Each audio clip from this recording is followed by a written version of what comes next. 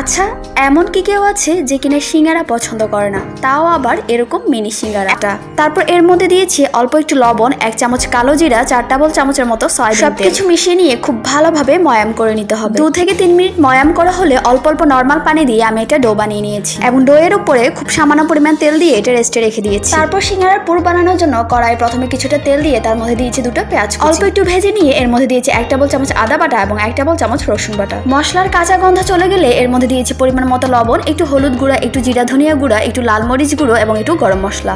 সামান্য পরিমাণ পানি দিয়ে মশলাটা কিছুক্ষণ কষিয়ে নিয়েছি। পানিটা শুকিয়ে এলে এর মধ্যে দিয়েছি আগে থেকে সিদ্ধ করে চটকে নেওয়া 3টে মাঝারি সাইজের আলু।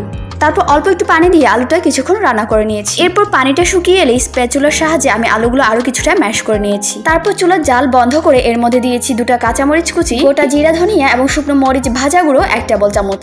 এই ভাজা উপকরণগুলো পুরের স্বাদ দ্বিগুণ বাড়িয়ে তোলে।